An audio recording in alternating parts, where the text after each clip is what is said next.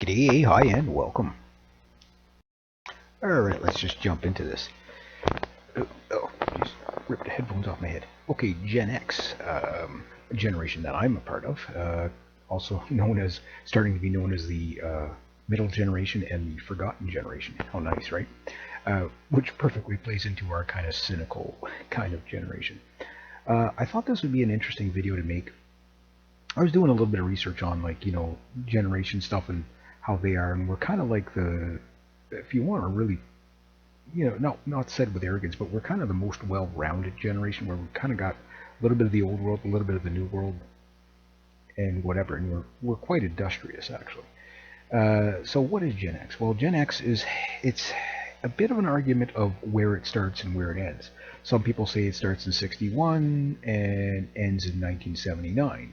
Some people say 1965 to 1984, which is the way I always understood it, because I remember when in 1983 watching commercials saying next year there will be a whole new generation, and that generation was 1984 on, which was basically my brother. It was like a prototype millennial, right? Which is also Gen Y. Millennial, Gen Y is kind of the same.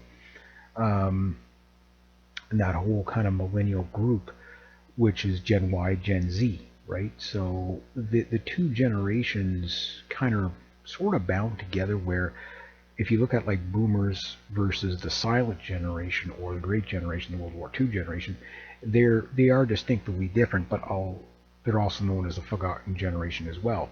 Now, how they came up with, it seems like we just started at generation, the Great Generation or the Silent Generation, you know, the World War II crowd, and then we went into the baby boomers, and then baby boomers weren't really titled as anything other than baby boomers. They weren't known as Generation, what's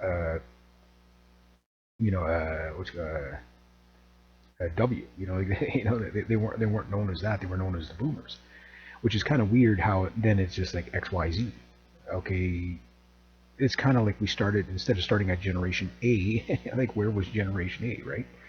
Um, so I don't know why they came up with that kind of how they're doing it, and we're at Generation Z. So are we going to get like A2, B2, B3? Like, is it just going to keep going like that, following suit? I don't know. Or are they just going to call them something different each time? Like, for example, we have the Boomers, and now you got the Zoomers, right? And the Millennials are the largest group right now, followed by the Boomers, and of course Gen Z. I think Gen Z is going to be actually probably smaller than Gen X, just because of the way society's moving, less kids and stuff like that.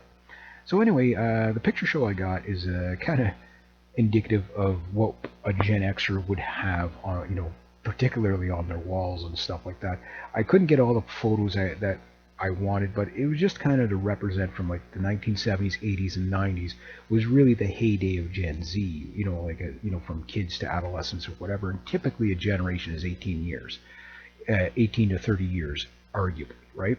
So you can have a new generation at 18 years, or what they consider a generation is basically from the time you're born to the time you typically you have your kids and you're settled out in life, which is around 30.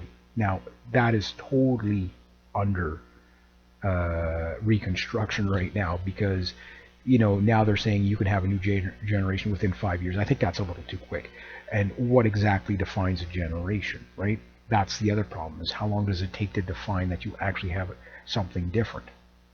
And I think there's like that three generation cycle that can kind of coexist at the same time.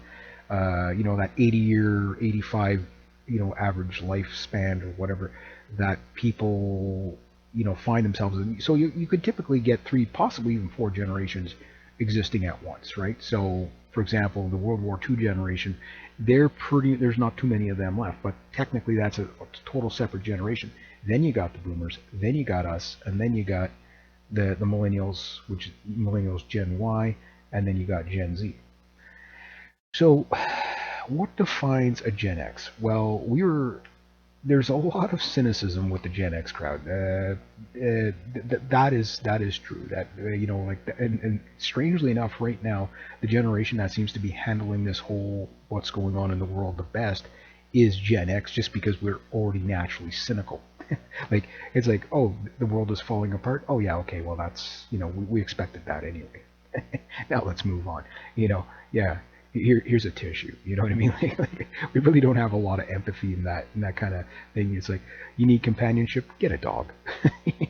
You know what I mean? Like, so there is a lot of snarkiness and a lot of cynicism amongst our generation, which kind of works for us and works against us. It's also the same cynicism that made us very industrious in coming up with some of the world's best inventions, stuff like that. But what is a Gen Z? So they're now defined as a very independent, fiercely independent group of people that don't need praise all the time and babysitting. They prefer to actually be a little bit more solitude. So from the corporate world, what they're saying is, if you have like a Gen X manager, don't expect to get praise from them every 5 minutes.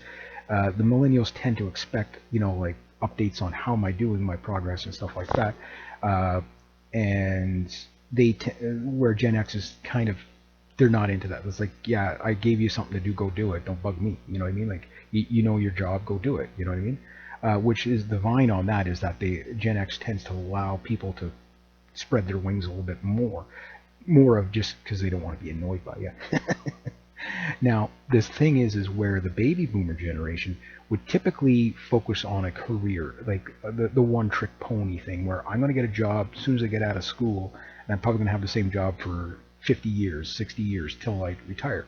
And they're the only generation right now that can actually have that claim, where I worked one job my entire life, but they did one thing in that job the entire time, really delved into it, specialized in it, maximized their efficiency in it and everything like that. That's what they were good at, right?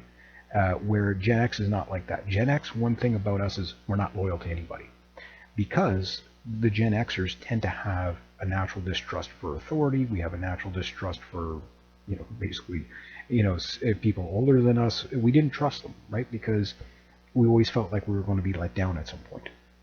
So if we didn't take care of it ourselves, no one's going to do it for you, right? So hence the fiercely independent thing. So another thing that happens is with the millennials. Well, they've been a lot more coddled, obviously. So they basically, like I say, if you don't let them know how they're doing, they think something's wrong, and they tend to take it personally. Where Gen X doesn't tend to take things as personally, where the boomers would rebel against authority growing up. Gen X sort of just kind of like sidestepped it, just like, I'm not going to deal with you, man. Like, just, I survived lawn darts as a kid. That's enough. You know what I mean? Like, that's all the stress I'm ever going to want in my life.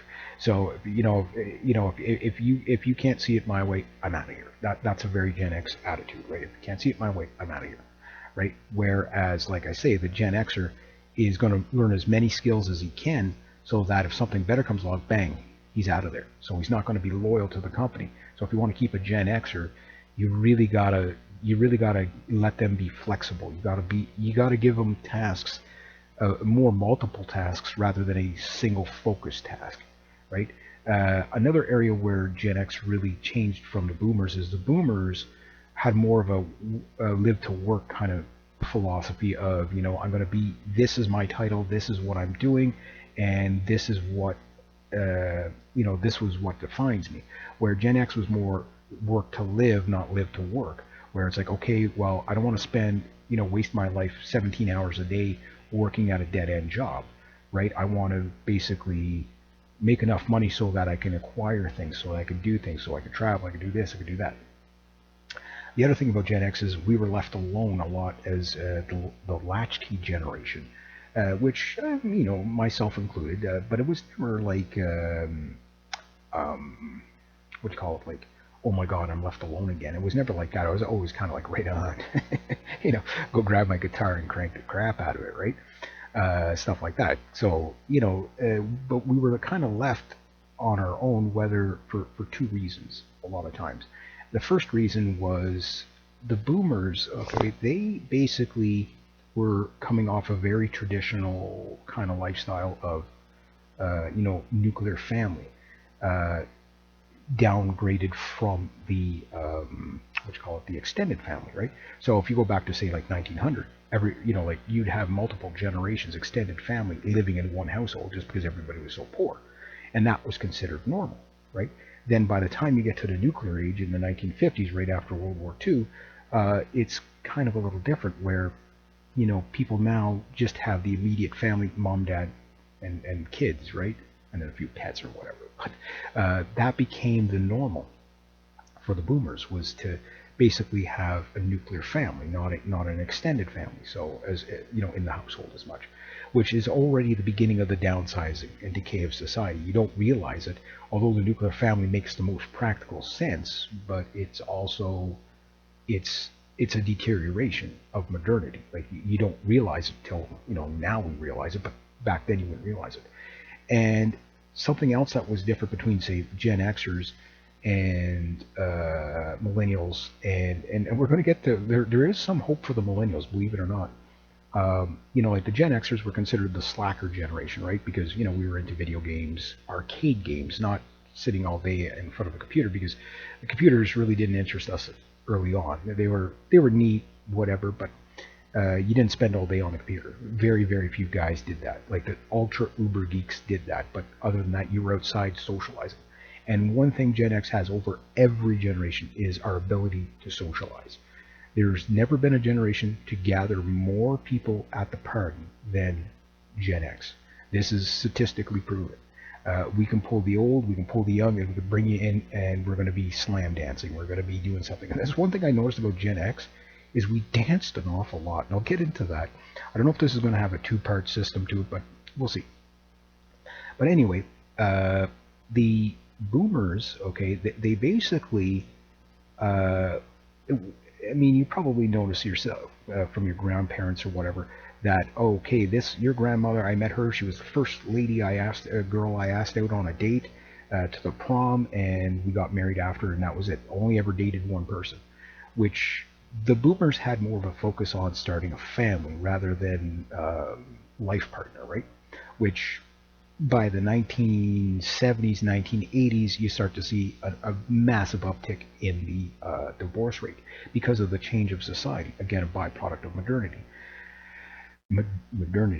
And what ends up happening is this leads to your latchkey. So you have a lot of single parent homes, which, with feminism taking hold, what happens? Well, women have to now go out and work, right? So they've gotten empowered, but they empowered themselves right out of the household, right?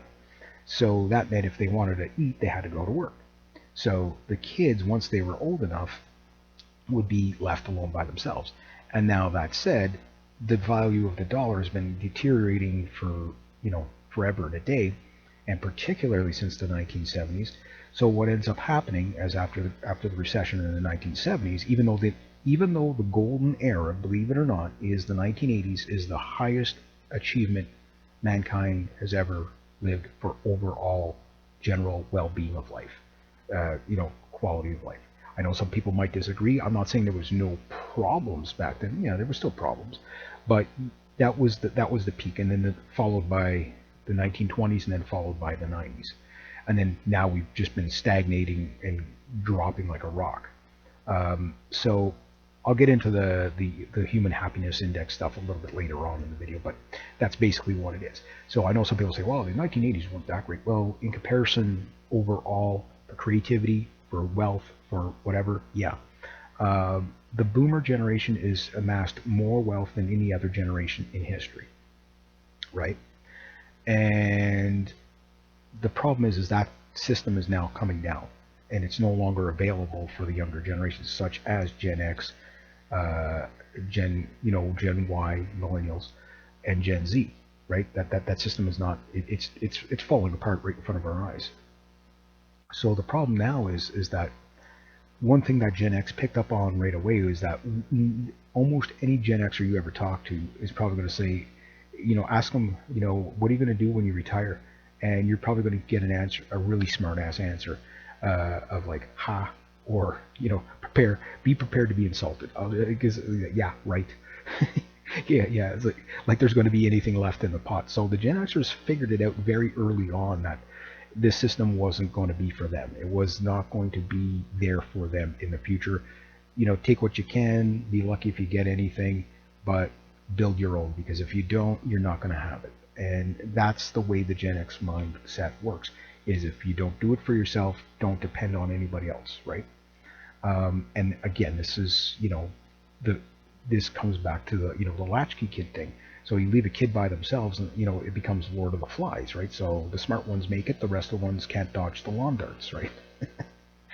But anyway, it also it kind of doesn't black pill you, but it makes you open your eyes to the world. And one thing I noticed, especially me, I was a headbanger, so that's why you see all these metal people. But I put the preps in there too and all that. But one of the things about Gen X is our cynicalness allowed us to see the world for what it was and what it is. So, which helps you to stay real. You know what I mean? It helps you not to get grandiose dreams that let you down. Without, like you learn that, okay, yeah, you do have to do like the boomers and work hard, but you have to work smarter, not harder. Where the boomers still had that kind of, the more hours you put in, the better, the more loyal you were to your job, the better it was. You'd get that gold watch, right? Well, Gen X didn't get the gold watch. You know what I mean? If you don't know what I'm talking about, like, the 25-year, the 50-year, anniversary thing of working for a job, you didn't get that. We went stage diving. That's an epic picture, by the way. But that was a very Gen X thing. Like, it was Gen Xers who came up with stage diving. It really was. We mastered that in crowd surfing. Oh yeah, what a party. But anyway, the other thing about the Gen X is that, like, entrepreneurial wise, Gen X has had more entrepreneurial like successes than just about any other generation. Even though there may have been more inventors, say like in the 1800s, so every second person was trying to invent something, but only a handful really made anything that would be considered successful, right? And you get into the 1950s, the corporations and the government, like most of the advancements in society came from the military, right after World War II, because there was such, especially right after World War II, they had all these factories, everything like that. What are you going to do? Well, we're going to build cars. We're going to build TVs. We're going to build, so it wasn't really entrepreneurial, adventures, except for when you look in the fast food areas. That's where you really saw the entrepreneurship with the boomers, was in like restaurants and stuff like that. But then, even though yes, technically the boomers are the ones that created the computer, Gen X kind of took it to another level, and it really did came in the arcades is what really I think advanced the computers, because kids wanted faster games. The ColecoVision, the Atari, whatever it would be. I mean, going to, and this is again where Gen X differs from everybody else, is that when we were playing these games, okay, we didn't do it alone. There would be an arcade, you'd walk in with your quarters, and you'd walk in there, and arcades were awesome because you would hang out there all day. Now, a lot of times you couldn't hang out in the arcade because they would kick your ass out of the, you're not going to spend money, get out. You know what I mean? So like we didn't get, like nowadays, like it's amazing how much we got yelled at. Like it really is in hindsight. You know what I mean? It's like, yeah, you spending money in here? No, get the fuck out. You know what I mean? But you'd go in with your quarter and you'd pace yourself, right? But you would go in there with your buddies, right? And they would cheer you on or whatever, or the girls would meet you there, and you'd go and you'd take one girl and you'd hold her hands on the controllers and teach her how to play the game, whatever, and she'd be like, "Oh, this is so fun! You're so good at this," all that stuff, butter you up, right? And then also we spent a lot of time spinning on our heads. Yeah, breakdancing. Yeah. We breakdancing. Yeah, like talk about doing it different. What generation? Okay, we didn't do the jitterbug. We did spinning on our head. Like how awesome is that? Breakdancing actually was quite a cool fact. It's still a niche stuff like that. It's not like what it was, because it was actually very hard to do. I was able to spin on my head a couple of times when I was younger. I wouldn't want to try it now. You'd break your neck. I used to be pretty good at the backspin. I was awesome at the worm. But I mean, it wasn't uncommon. Like again, the Gen Xers dancing. Either we slam dance, flew off a stage, and that could have very well have been me when I was younger. or we broke dance. And one of the things is all our dances, we usually ended up bloody. One way or another, we ended up bloody.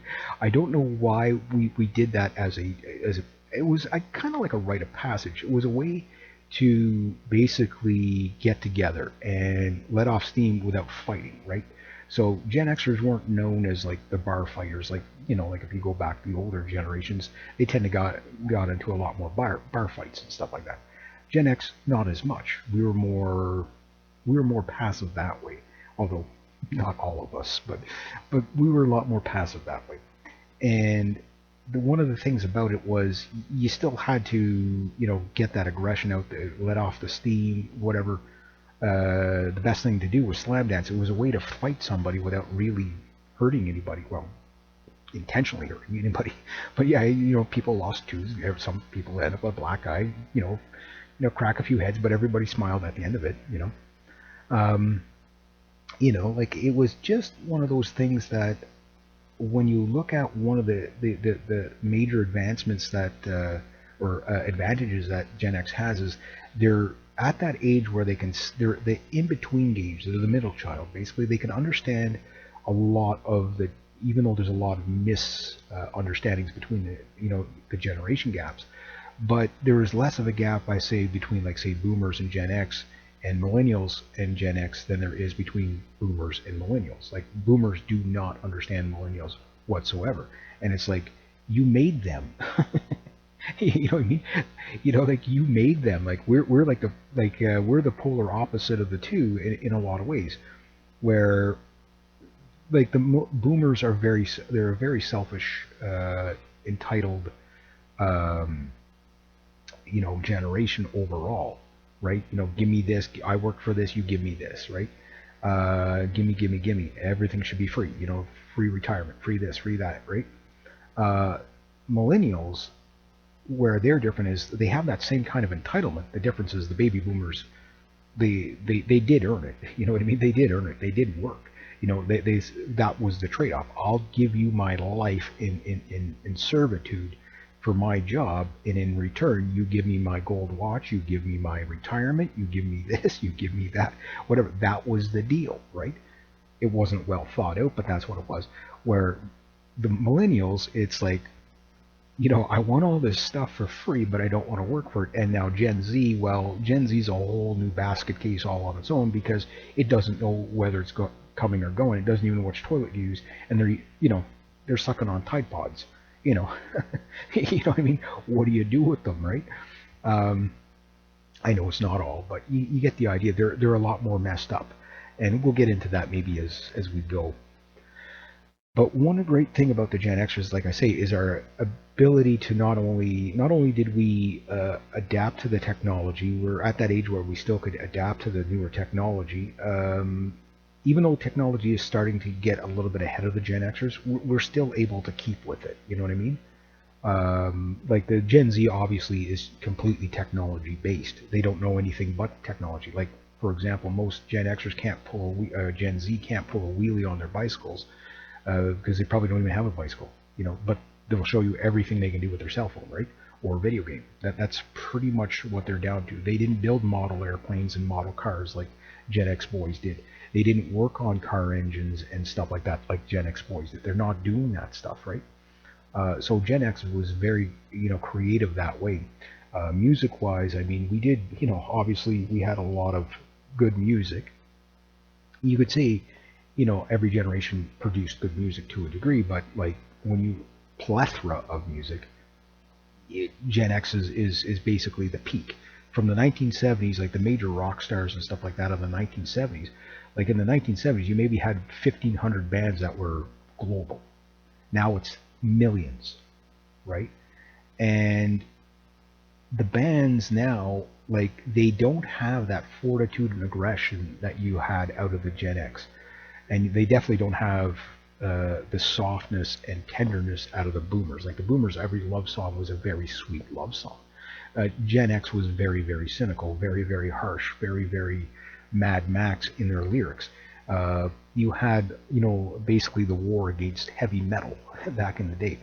And I was watching a show on it, and it was, I think it was 2020 with Barbara Walters, whatever, back then, and they were trying to, like, oh my God, like the big heavy metal scare, like the satanic panic back in the day. And it was just like they were asking the kids why they liked heavy metal and stuff like that. There was a kid that, he had a poster, a Fade to Black poster by Metallica on his wall, and the kid committed suicide. So they're blaming Metallica. The same thing happened to Judas Priest and whatever. And it was just like, okay, this is where Gen X was more of a deep thinker generation than a lot of generations before, because when you look at the cynicism in the music, like, I mean, it wasn't uncommon to have people singing about, mostly in metal songs, and most of the stuff wasn't allowed on the radio anyway, but that underground kind of singing about, like, like Fade to Black, that was about Suicide Solution by Ozzy Osbourne. That was about suicide, right? Those were heavy issues. Hangar 18, okay, about aliens. Peace sells, but who's buying? I mean, talk about a really cynical song about, like Megadeth was very anti-war. Polaris, I mean, talking about nuclear war, nuclear holocaust, stuff like that. You had Slayer singing about the angel of death, Joseph Mengele and stuff like that, and a bunch of this. Testament, all these bands, they were really, really heavy, and they were really, really dark, but they were really, really real. This is the real world. Welcome to it. You know what I mean? And then you had other stuff that was, kind of down. And then, of course, I know I used to have I used to borrow one of these from one of the old mayors we used to have. I saw the picture. I was like, I got to get that.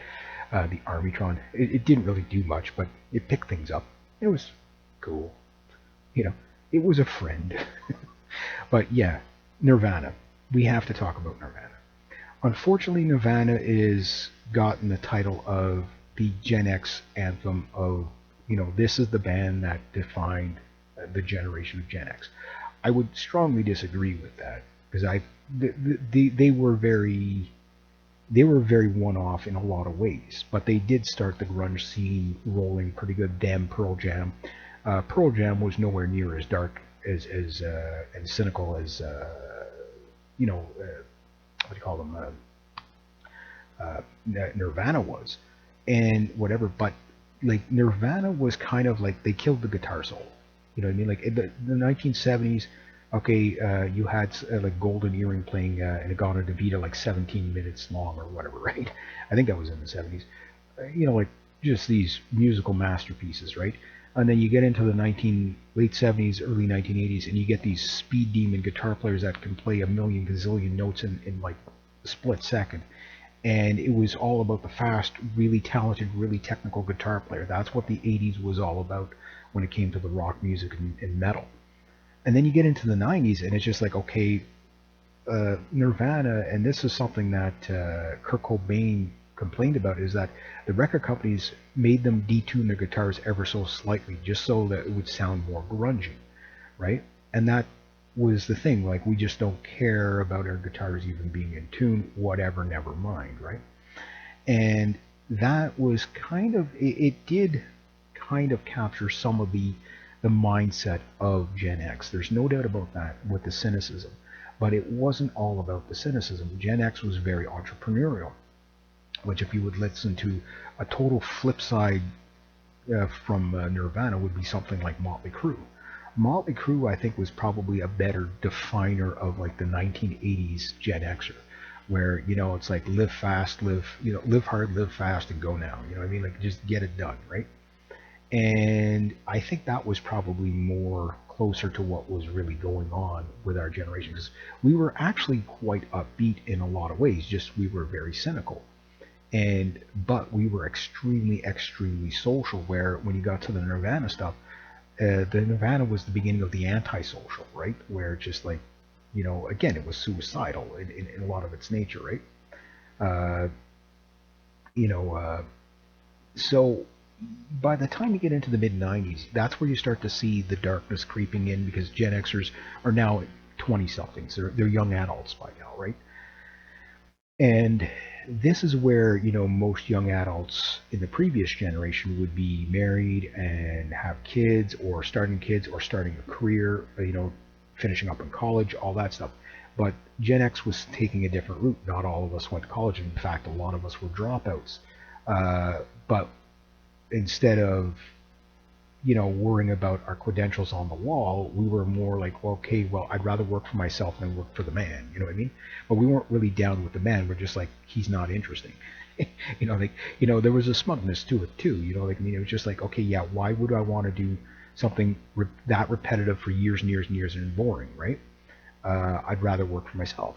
And that was the mindset of most Gen Xers is we'd wanted to open our own businesses, do our own thing, find our own niche.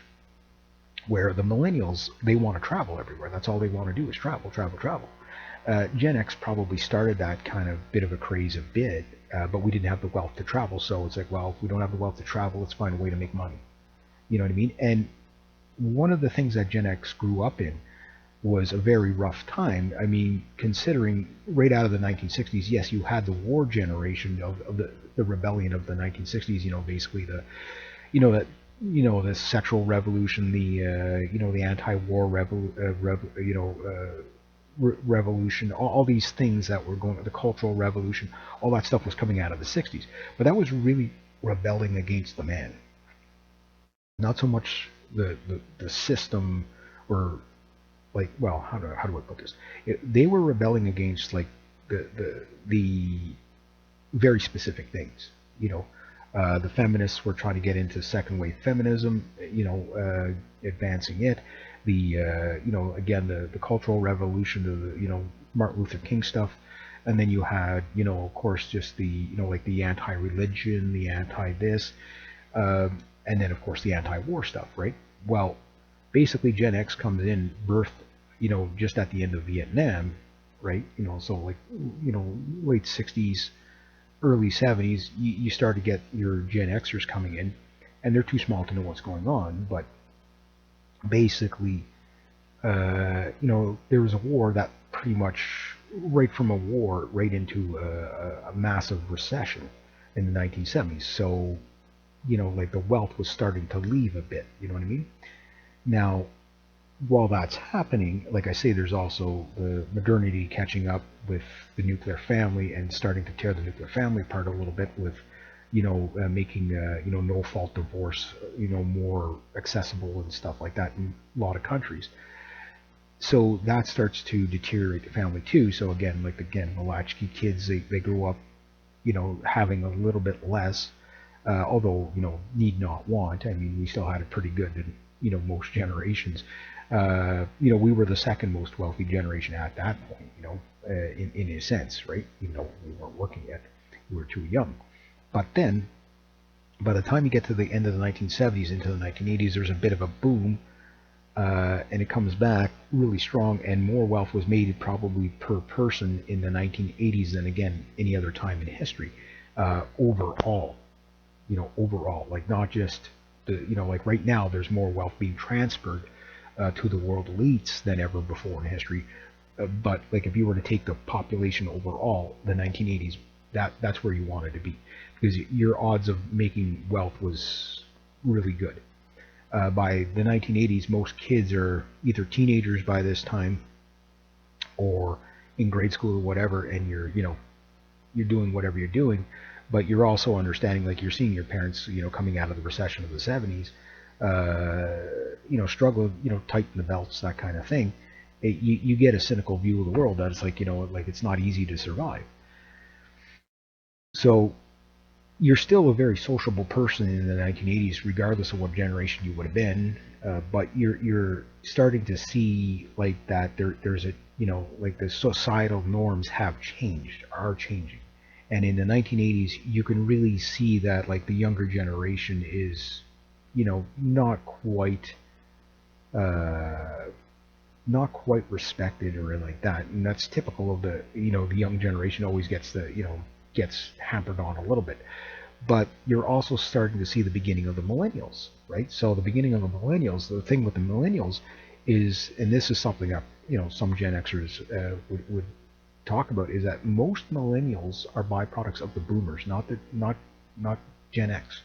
So it's almost like like Gen X is almost like a generation, in a half. It's not really a full generations, we're a bit leapfrogged because the Gen Xers have had the least amount of children so far, except for Gen Z, because Gen Z is so new, right?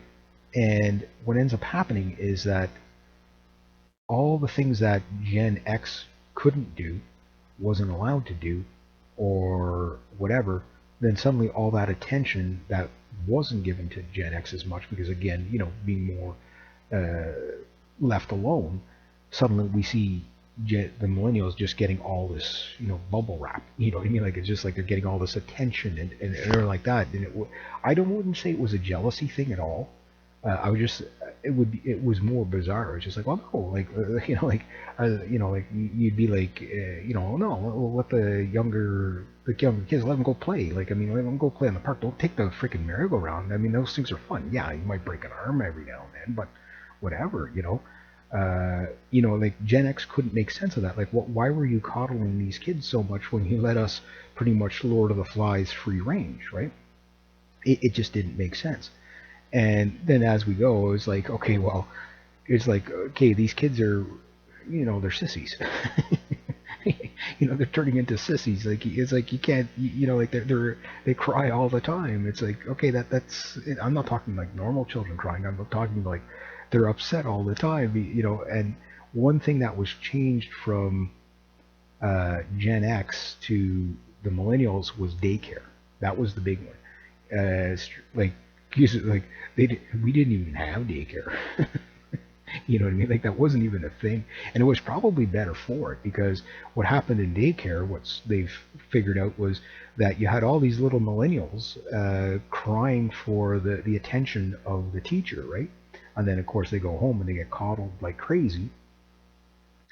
And we're, like I say, my generation played with lawn darts. My generation, okay, we used to look at dead children on the back of milk cartons and then go out traveling into the most dangerous spots in the world. Missing all these missing people. It's like, well, we'll just, go play after dark. Like it was just bizarre. You know what I mean? Like it was just like we were so kind of fend for yourself that it overall, that, I mean, it doesn't mean there was like no love in the home or anything like that. I'm not saying that, but I'm saying we were very, very free range, which I think is what made us so well adapted to socialize, because we always did things with groups of people, which is something that the millennials do a lot less of, and Gen Z almost does none of. That's why you have all these incels and MGTOWs and all that, is because they don't know how to socialize. Now, I won't get too much bashing on them, because I mean the feminists are even worse, right? But that's what it is. These are all the people that don't know how to socialize, because people that don't know how to socialize turn radical.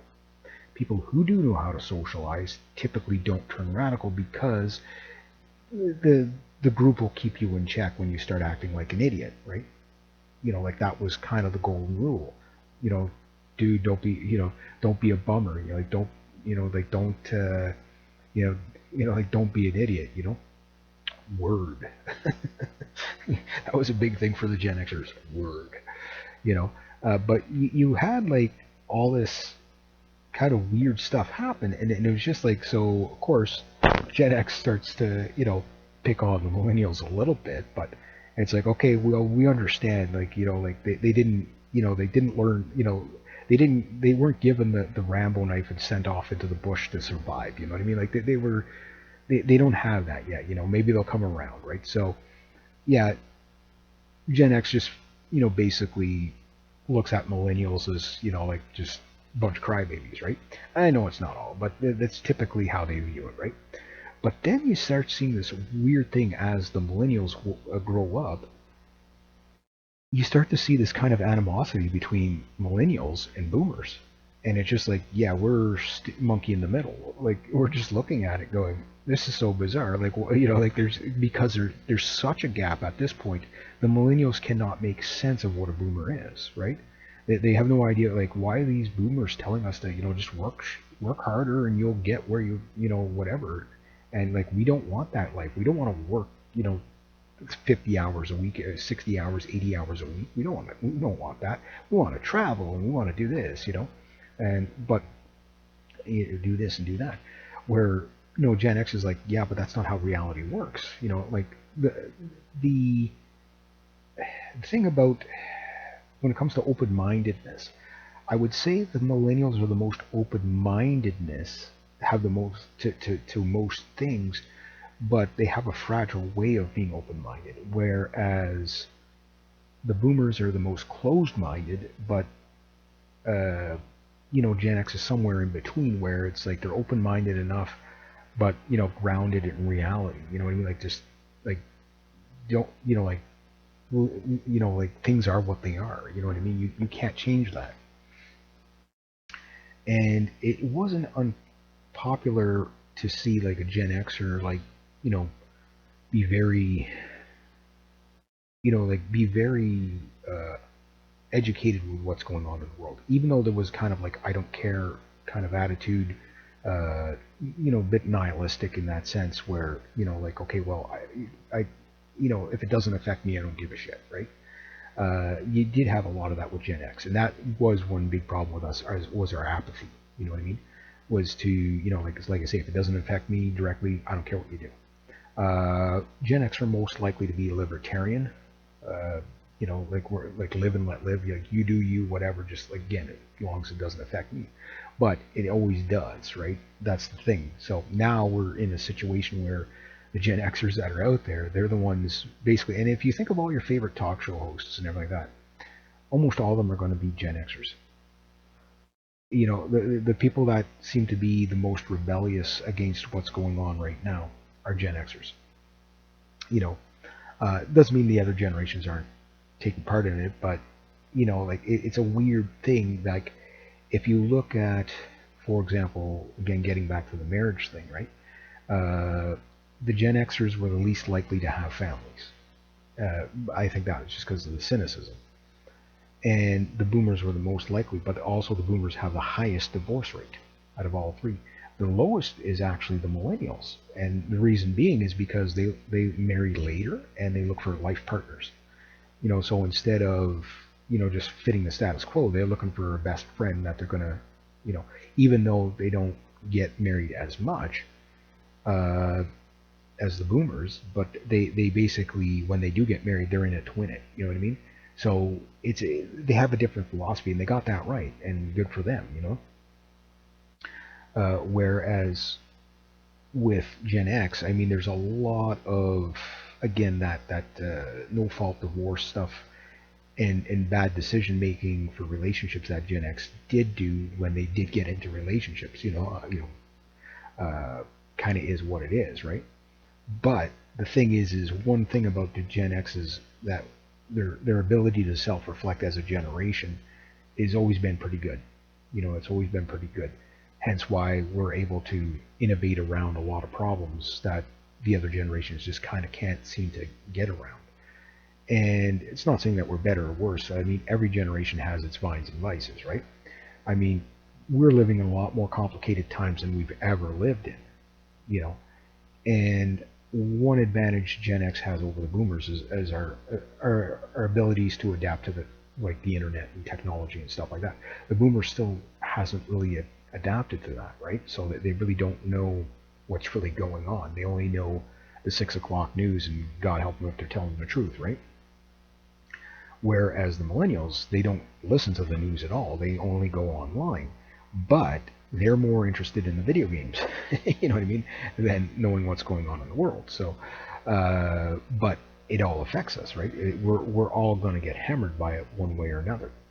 And one of the things that Gen X also gets right is that is the way we plan out things. Like, we're always looking for that next thing. Like I say, you don't get loyalty with Gen X, because you will probably see Gen X's have more jobs. And again, anybody that's followed my channel, you'll know exactly what I'm talking about. Like, how many times have you heard me talk about the recession in the 90s as a young man, right? And how, like, a different job every couple of weeks, and I've had over 90 jobs in my life. I've never been fired once, but yet, I've been laid off so many times that, main slogan is there's no such thing as job security, right? Whereas the boomers, they had job security. Like I say, there's some people I know that are boomers. They've only ever worked one job in their entire life. Right from the day they got the job to the day they died or retired, they pretty much had the same job, right? Where millennials, many of them have never even had a job yet. You know what I mean? Because the welfare system and stuff like that. But all that stuff is disappearing. So with Gen Z, I think you're going to get like a Gen Z and then a Gen Z 2.0 at some point at the rate we're going, because as things collapse, well, Gen Z is going to go from like the batshit crazy that they're being taught to be to, like Lord of the Flies kind of self-reliant when everything collapses. If it's not them, it'll be the generation right after, which the generation right after is going to be very fucking miserable because of all the crazy things that we're dealing with now. And one of the things that we're dealing with is, like I say, with the hard economy and everything like that, like everything being shut down, the Internet of Things, the robot economy coming in. So not only do you have to compete with foreign workers in an oversaturated workforce, chasing after fewer and fewer jobs, you're going to have to compete with the technology, i.e., the robot economy or automation, right? And that's what the younger generation is going to have to deal with. But guess who else has to deal with it? Millennials and Gen X, because Gen X, we're not old enough to retire yet. I mean, the boomers a lot of them were retiring at 55 years old. Like, I mean, to me, I'm almost 50. I can't even imagine what it'd be like to retire at 55 years old. Like that, and neither can the millennials or the Gen Z, but you get what I'm getting at. Like, you know what I mean? Like, the times have changed. Now, one thing that we have going for us in this day and age is that, okay, yeah, the have and have-nots are going to be more have-nots than haves out there, but if you do find a niche and you're innovative, one of the main things that's going to happen is you can amass wealth quicker than any other time in history. So take things like, cryptocurrencies and stuff like that. If you know how to get into them, and the younger generation seems to be better at this than my generation, but like millionaires can be made overnight type of thing very easily if you understand the technology better, right? So the problem is you still have to have a sensible grounding of common sense to be able to even notice that. And that's where the younger generations are falling off the cliff, because they're not grounded in reality most of the time. Like, a lot of the time, you get, the younger generation, they have no understanding of the world, right? So whenever something bad happens, they can't, they just don't know what to do with it, right? And they freak out. Like right now, who's the high suicide rates? It's not the Gen Xers. Yeah, I mean, some, sure, the deaths of despair, but it's mainly, like the two groups that are terrified right now and what's going on in the world is basically millennials, Gen Z, and the boomers, right? So the boomers think they're all going to die, from what's going on out there. I won't mention it out loud because I want people to use this on both my channels. So, and then the younger generation, well, they don't see a future, right?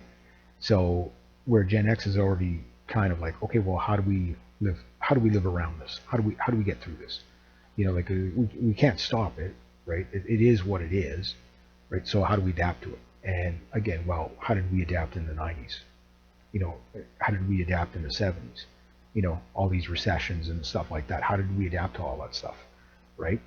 Well, so we've got one thing, huge advantage Gen X has is we've been constantly adapting to stuff. We're the most adaptable generation, statistically speaking. Like that's kind of what, like if you have a Gen Xer in your middle management, you're probably going to have a very creative, workplace, right? But if you're got a whole bunch of millennials, you're going to have to, those millennials need a lot of feedback on what they're doing in general, right? So it's like Gen X is like, okay, well, I'll talk to you when I'm done the job. You know what I mean? Where boomers, it's again, they just, okay, this is the job I'm doing, and that's the only job. They can't do anything outside that little job. They do their one niche, and that's it. I'm not saying all of them like that, but in general, like, this is my specialty. That's what I do.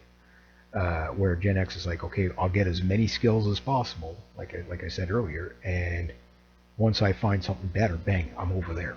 Leave you in the dust, right? And millennials, well, like again, they don't have the nourishment of being able to be, like millennials tend to be need to be held by the hand a little bit more because of the way they grew up, right? So, not saying all, I'm not trying that, and they do have advantages in that because they tend to have a much more relaxed workplace ethic, which means they get productivity through comfort, which is a strange way where the boomers got productivity through hours put in, so to speak. Like just like work hard, work fast, work efficient, whatever. Uh, the Gen Xer again, they get production based upon outcome, right? Okay, well, what produces a faster work, smarter, not harder? I don't care if you work 3 hours a day as long as you accomplish the mission, right? You can work 10 hours a day if you want. You work 3 hours a day. That's a Gen Xer kind of thing. Like, how do we make this so that we're not wasting all our time trying to accomplish what it is that we're trying to accomplish? Work more efficiently. So efficiencies are what Gen Xers are really good at, right? Again, we spend a lot of time spinning on our heads. You know, got a lot of thoughts going through there, right? Um, yeah, so I guess I thought it would be interesting to kind of touch on what we're going to see probably from Gen X. I mean, we're still a long way from kicking the bucket in the masses, but we're also the smallest generation. I think Gen Z is probably on par with Gen X, and the millennials are the biggest now, and then of course as the boomers pass away, it's obviously we're the next ones in line. The problem is nothing. Like a lot of the boomers are still not stepping down from their power, position of power, right? Like there's still a lot of CEOs that are boomers, and they just won't take retirement. It's like take retirement, let the next generation get it. So this is again also pushes Gen X into, well, this is why we want to work for ourselves, because we're never going to be able to move up enough. I mean, we're never going to be able to get a kick at that can unless we make our own can, right? And I guess if you could look at anything too, is especially like back in the 80s and 90s. Uh, One thing about like especially the metalheads back then, I think I'm gonna do a thing on the metalheads of the 80s and 90s. I think because we listened to music that spoke more about truth of what truth to power of what was going on in the world. Uh, it allowed us to think and see the world a lot differently. And again, seeing it for what it was and what it is. And I think we're still in that situation now where like most of my Gen X friends are in that kind of, they're not in constant freak out mode. Some are, yeah, obviously, like again, but overall I think most of them kind of get that, we're going to make it through this wacky time that we're living in. It's just, how do you live around it? Like how do you, we're going to have to face our solitude, the Gen X solitude again. How are we going to do it? You know, uh, you know, and thrive. You know what I mean? Like, what opportunity are we going to get out of this? And I think when we get to that point where things start to either completely deteriorate, you're just going to see pockets of Gen Xers kind of like just pulling together, doing something. You're just going to see innovations coming out of them, left, right, and center. You already did. Like you already did. Like uh, again, if you look at the billionaire class out there, love them or hate them, most of the really successful ones, they didn't build generational wealth. They came up with the $1 billion idea, right? And one thing that Gen X always understood was that the odds of coming up with a $1 billion idea is a very, very slim to none chance, right? And not only that, it's like you keep trying it so you be entrepreneurial, but like just like you got to get comfortable with being uncomfortable because you may never get there. Like you may never get there, but you keep trying anyway. So there's an optimistic there. It's just it's a cynicism of getting there. there's no illusion of whether you're going to get there or not. Like there's no delusion of it. It's one of those things that it's going to be what it's going to be. So you have to be malleable to the situation you're in at the time. And again, that's probably why we're probably adapting better to the world that's going on right now, is because we don't, like I said, we have an open enough mind that we're not closed off to the wacky, wacky things that are going on. And we're able to just look at it for what it is. Where the other other three generations can't make sense of it whatsoever, it seems, And then of course there's people of the boomer generation that are responsible for most of what's going on right now. And not just them, but we know who these world elites are, and they're almost all boomers, right? And they have no concept of what's coming at them. And again, there's going to be problems that are going to be solved in different ways. But one of the things that's going to happen is that the biggest problem to solve is just getting out of the system that doesn't work for anybody. You know what I mean? Like, it doesn't really work for anybody. And I think the first ones that are going to be out of the system that doesn't work for anybody are going to be Gen Xers. And at that point, it's either adapt or die.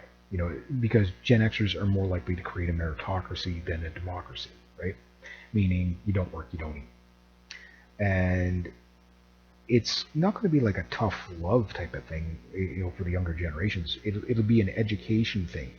But one nice thing about the Gen Xers is that they do, they do get along relatively well with all generations, but they understand, like, the other generations sometimes just don't get it. Like, they just don't get what's going on. And that's where we get frustrated and kind of like, if you don't get it, I'm out of here. Like, you know what I mean? I'm not your babysitter, whatever. Like, take care of yourself, right?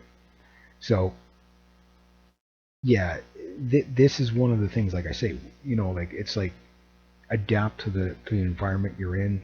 No one's going to beat the Gen Xers on that overall. We're talking in massive generalizations, obviously, here, but you get the idea of where we're headed. The average Gen Xer is going to be probably around my age, in their 40s, whatever. I'm 48, 49, whatever I'm at.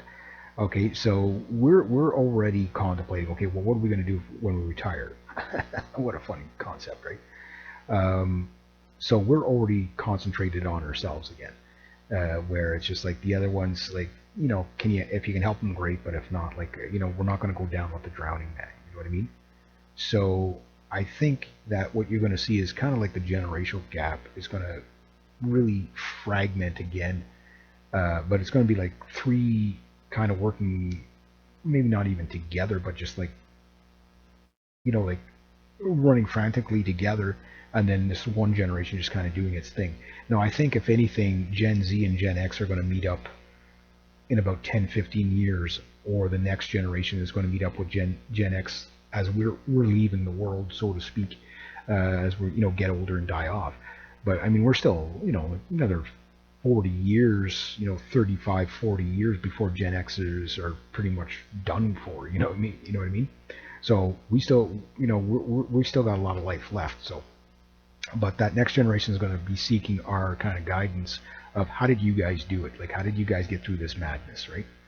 And if it's not going to be Gen Z, it's going to be the generation after. They're going to be twice as cynical as Gen X, because again, no one's going to be there for them, right? So, we were the latchkey kids, but these are the kids like Lord of the Flies. You know what I mean? So we'll see how that works out. But anyway, I'm going to leave it at about that. So if you like this kind of content, all links are down below to help support the channel. I have a blogger channel or page if you want to go and sign up for or just look at that. That'll help me out too. Check out my professional Canadian Beaver Walker channel. This video will probably be on there as well. Next to that, rate, subscribe, share, comment, like. Be true to yourself, be true to others. Always do the right thing. Have yourselves a great day.